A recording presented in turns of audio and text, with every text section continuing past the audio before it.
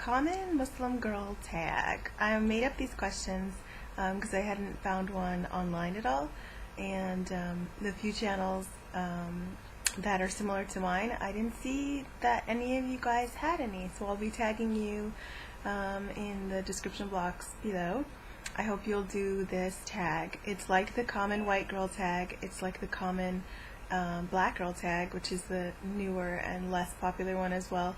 But instead it's geared toward Muslim girls. So there's, I think there's 22 questions altogether, and I'll start answering them now. Okay, number 1. Am I Sunni or Shia? I am identifying just as Muslim. Of course I was raised, of course that's what I can say when I'm Sunni.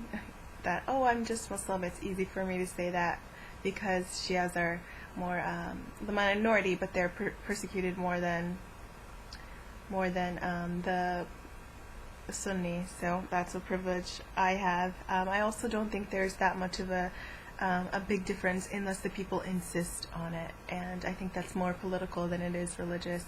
All it is basically you have different heroes, and so you take their word over someone else's, and that's basically the difference between Sunni and Shia. Number 2, was I born Muslim or did I convert? I was born Muslim. My parents converted, and my grandparents, set of my grandparents converted as well. So by technicality, I am a 3rd generation American Muslim. 3 generations. Number 3. When did you start wearing hijab? I covered this in my why I cover video. Maybe I'll link that below. I started wearing it when I was 9, and then I also took it off a couple of weeks later when I was 9 as well, and I ended up putting it on again and then keeping it on up until now. So that was rather early. To find out more about that, you can watch the other video if you're interested. Do you read or speak Arabic? Yes, to both. I went to an Islamic school, but before that my parents taught me the Arabic alphabet. I learned it kind of at the same time that I learned the English alphabet. So I don't remember a time not knowing it. No, that's not true.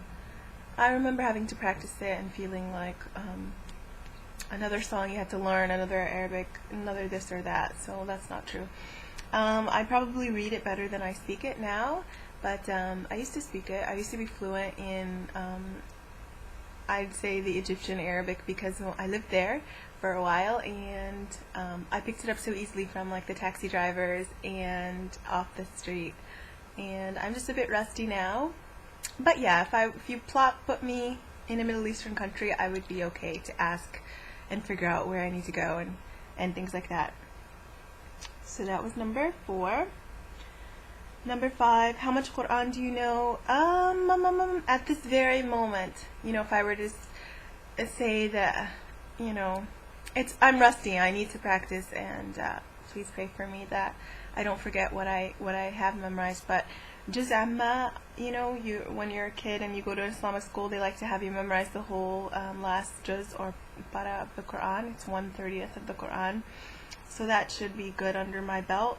And then I went on to learn like Surah Yasin, Surah Maryam, Surah Taha, Surah Jum'ah. Like I just kind of bounced around. Surah Ar-Rahman, let's see, a good portion of Surah Baqarah, but like all of Surah Baqarah sounds familiar to me because I used to listen to it hardcore, like every single day when I was in college, freshman in college. Like that was my go-to surah. But of course, I wouldn't say I have Surah Baqarah memorized, though I know people who do, and they're so amazing. Those who have it memorized and the whole Quran memorized, that's awesome. So just a few pocket surahs here and there. The ones that I like: Taha, Yasin, Mulk, and Juz Amma, of course. So yeah, I hope to memorize the whole Quran soon, one day, inshallah. Favorite surah or chapter of the Quran? It's hard to pick favorites, but I think it's a different answer depending on how what I like to hear versus the meaning of it. versus just kind of any sentimental connection I have to the surah. But if I had to combine all of those criterion and pick one surah, and if you absolutely made me pick, I would choose Surah Furqan. That's chapter 25. I just love the meaning. Like, it gets me so much every time, and every time I read it I find something new, and it's very simple, simplistic, but it packs the punch. Do you go to Jama'ah prayer weekly? No. Nope. I'm a girl, so I don't have to go, but also I live in a colder state. When I lived in a cold state, or at times when I didn't have a car, it was just too much of a hassle to do it. And to be honest, the khutbah topics and the speakers just seem to be like a lot of the same stuff for a while. Though I do like one imam and one speaker in my area. I won't mention his name, but I will pray for him, inshallah. Number 8, your favorite hijab style. I like the simple ones, basically. Probably Shayla hijab without using a pin. That would be a favorite hijab style. Just something easy, ready to go. You don't really have to fuss with it. But if you wanted to, as like to fiddle with it, to give something your hands to do something, the Shayla hijab is the best, because you take one end, the short end, and then you kind of leave it here, and then you take the longer end and you wrap it all the way around, and then tuck it in, and it just sits nicely. And unless you're like running a marathon, it's pretty ideal for what you do day to day. And whenever you need to think, you just untuck, readjust, and snap that back in, and it's fine. I think that's kind of like the Somali style hijab. I'm not Somalian, but I think that's where I first saw it done, and wasn't first in awe. Like, wow, I wish I knew how to do my hijab like that. So the next question, family or ethnic origins. I am American, obviously of some kind of African heritage, but you know, it goes back so far that we can't really trace it. I guess my ancestors weren't able to trace it due to the conditions and circumstances they were in. But it's funny. People will swear up and down to me, and members of my family, they'll be like, you are Sudanese. I can tell. You do the side profile, you know, you look like so-and-so, you're Sudanese. And then I've had like other people tell me, you know, West African, you're just like some kind of West African, which is vague. But yeah, no, we're just average black American, you know, whatever that means. One day I'm going to do the National Geographic cheek swab. You do the cheek swab and then you put that in, but you know, people say that that's not exactly trusting. I mean, it's not going to give you like a full blueprint. At least these days it won't. So we will see. I think that's number 8 or 9. Sorry guys. What's your favorite food in a Muslim majority country? I'll probably have to say samosa, keema samosa. The first time I had it, I was in the 6th grade, and we went over to my teacher's house, and she was Indian Muslim, and she made them from scratch. And I remember being like so bold. I was raised better than this, but I remember asking her after me and my siblings finished them. I remember asking her, I was like, "Do you have any more? Because like I need that." I ate so many, like I don't know that my stomach has ever been that full ever. Like I don't recall another time where I had eaten that much, and it was keema samosa, like the grease, the flavor, the meat. It was just so scrumptious. So I would have to say like desi food, Indian food. One item every Muslim girl should have, I would say a black abaya. You can just throw it on over your pajamas, go to the post office, go to the store, and you know, it looks regal and it looks very put together, and no one would surmise that you have only a slip under, or you have just like your SpongeBob shorts under. So it's ideal. You need a black abaya. It looks amazing, and it looks like you can identify as a dignified Muslim woman, which is one of the purposes of our modest attire. Black abaya. So, number 12, your personal jihad. Have I ever jihaded? So, my personal struggle and what I like probably find most challenging as I live the life so far has been just like family issues. Like, I remember being young and like I was a hardcore Muslima, very in love with Islam and rituals and things like that. And not everyone in my family is Muslim. And I remember meeting my uncle's wife, and like she's not a Muslim, and I was always so in awe of her, and I loved her. And like my little child mind was like, well, how can it be? She's so amazing, and she doesn't even know Allah. Like, what's going on there? So that was one thing, and I had to mature and open up my horizons, and I'm glad I got to do that when I was in the single-digit ages. So I think that kind of forms who I am today, because I had to think about these things on my own when I was young. But nowadays it's just like, trying to think the best way to help your family members. You're not like, you don't want to fall into any kind of traps or any kind of debates or anything like that. So I always think that my personal jihad has to do with like my family, finding ways to be there for them, and then finding ways to like succeed for them, and giving them their space and things like that. 13. Have you ever gone to Hajj? No! I want to. I will. It's a lifetime goal, of course. Inshallah, someday soon. Favorite prophet, not including Muhammad sallallahu alaihi wasallam, Prophet Yusuf. Number 15. When did you start praying regularly? I was 6. Like I said, I loved rituals. I loved the ritual aspect of Islam, and you had to like pull me away from the prayer rug.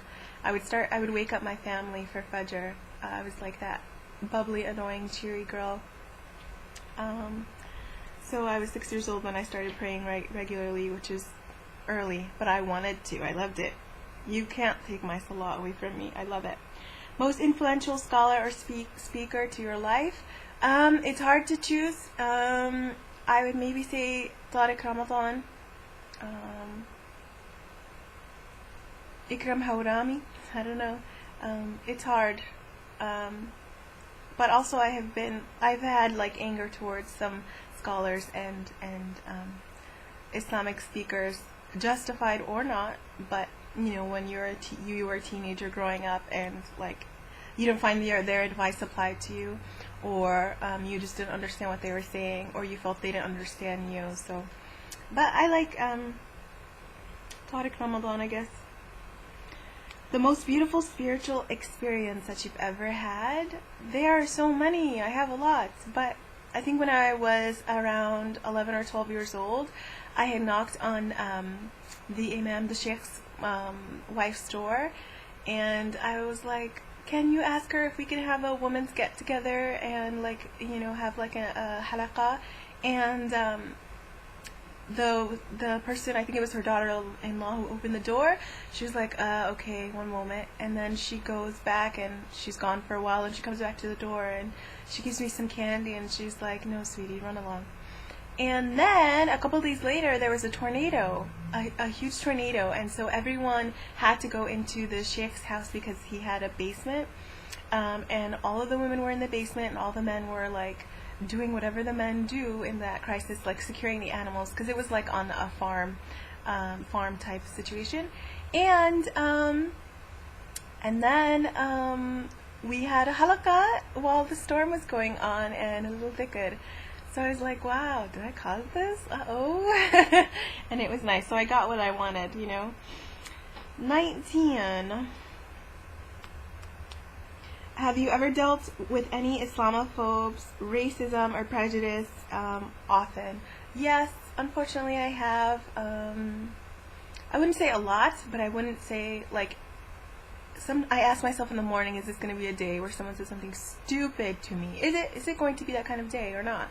One time I was right outside, I was checking the mail, and I had on like slippers and a red robe, and I just threw on a big, huge black hijab.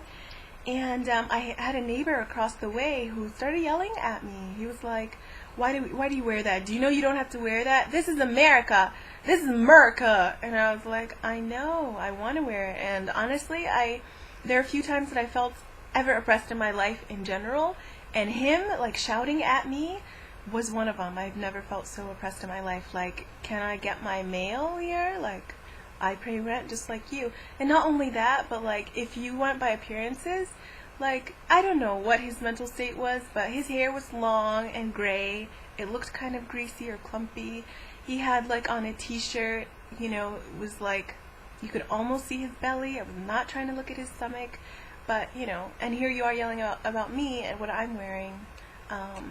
Obviously, he chooses to dress how he wants to dress, and the same goes for me. And I was trying to tell him, and he just wouldn't. He wouldn't listen. What's one thing you missed out on because of your beliefs? This applies to if you live in a Muslim majority, a non-Muslim majority country like America, like I do.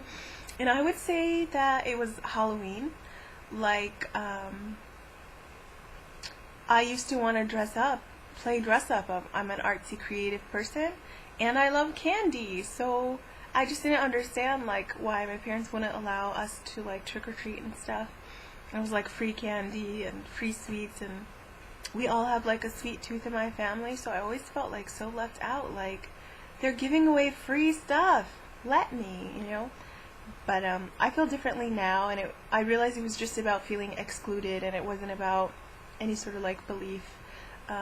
You just want to do what the other kids are doing, and they're dressed as princesses and fairies, and you're at home alone, and you don't even have candy to give to other people. So I was just kind of like, this does not make sense. And it didn't make sense when, you know, when you're the odd one out, when you're young and everyone is doing it and you're not doing it, and it seems so harmless to you. Of course, I feel differently now. What's one thing that you love about Islam, or what's your favorite thing about Islam? I guess just knowing that Allah is in my corner. Like, I can always check in with it. Like, basically with Tawheed and monotheism, it basically means you have one thing to worry about. You have one thing. That's it. So it kind of puts things in perspective, and it makes you less anxious if you just keep bringing it back. Like, there's one thing I have to please. There's one entity that I have to make happy. There's one thing that I'm working for. It's one. So in like a sea and a crowd of everything that you're doing and everything that's due and the bills and the this and the that, then just to bring it home and just be like, there is one thing that I have to worry about, and that's Allah, if He's pleased with me. So I love that about Islam, because you just kind of just bring it home, and it's like, yes, that's right. I only have this one thing to worry about. Everything else can fall to the side. So that was my common Muslim girl tag, the most common questions you would ask a Muslim person, and I hope I answered them well, and I hope some of you guys watching will also do them as well.